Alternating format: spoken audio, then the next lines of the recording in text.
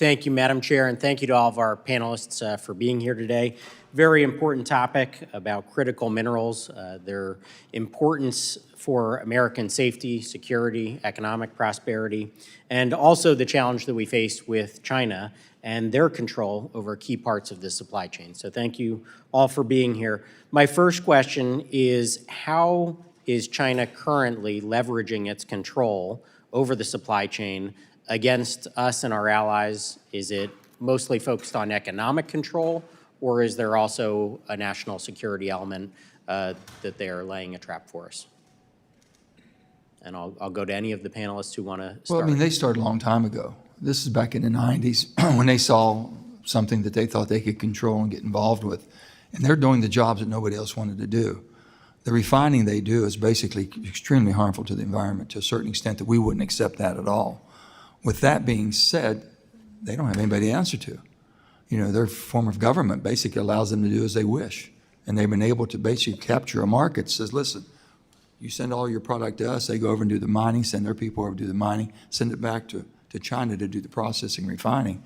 No one else is willing to do it.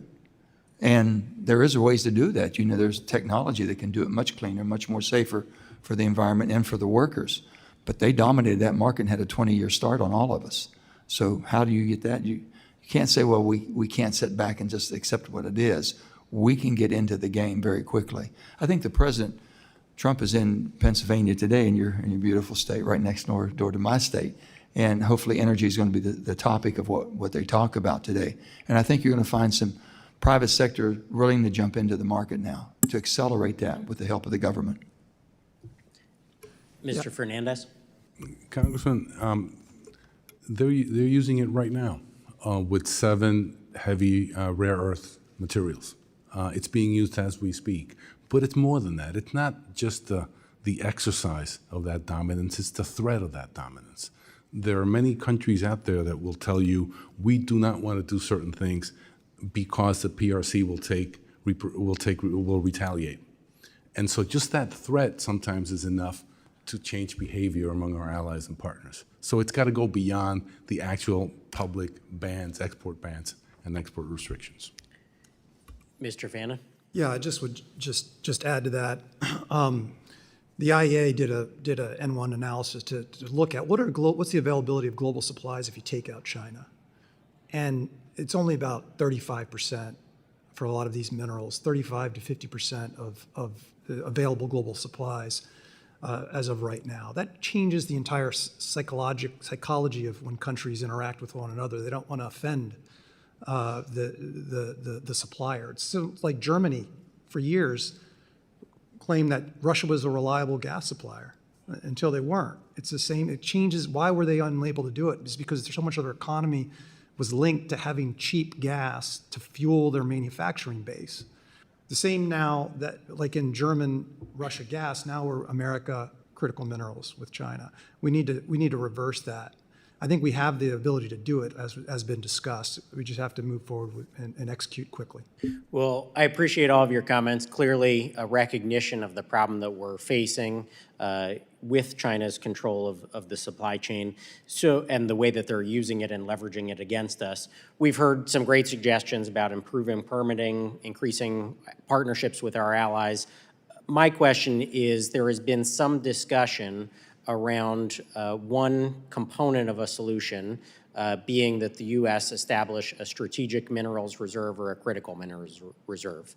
I would love to hear any of your thoughts on that as something that we could do to address this challenge. Up to about 20, 30 years ago, we used to have critical mineral reserves. You could go around the country and find different deposits of it, and that was eliminated after the Cold War. Thought wasn't needed anymore, which was a bad mistake. I guess everyone's at fault of that, but never thought was needed. But that's what's changed everything. So that would be something that we should do, but we've got to get to production first. Look at what we did with LNG. We were able to do something with LNG is quicker than anything's ever been done, ever thought we could do. And now we replaced most of Russia's oil and gas that was going into our allies in UK and all that, with what we were able to do, because we were able to put that into the market. We could do the same here if we work in collaboration. Yeah, I think it's a crucial issue. We have a national defense stockpile that exists, but it's remarkably underfunded. There's very little in it. The other thing that I think is important to distinguish is, we talk about the defense industrial base. I think that's a bit of a misnomer. It's just the industrial base. If things get hot, all of our companies will throw in and be involved in an effort. What I think we have to think about is broader. The defense uses, on an annualized basis, about 500 tons of rare earth a year. The U.S. economy as a whole is 10,000 tons. We do have a stockpile that's for the U.S. economy when it comes to oil, the Strategic Petroleum Reserve. The question is, do we consider that for the broad industrial base for the U.S. economy? And then how do you do it? It's very, very challenging. And I think as Congress considers this and the administration, it's critical to talk to the private sector who are experts in this. Also, we're in a how do you fund it and how do you fill it? When we're so deficient currently, we're going to have to meet our needs and then start. Not dissimilar to the question of recycling. We need to first have a foundation from which to recycle. We first need to have a foundation of resiliency from which to build a reserve. Thanks. Thank you all. I think it is an important conversation that we have going forward, and appreciate your input today. Thank you.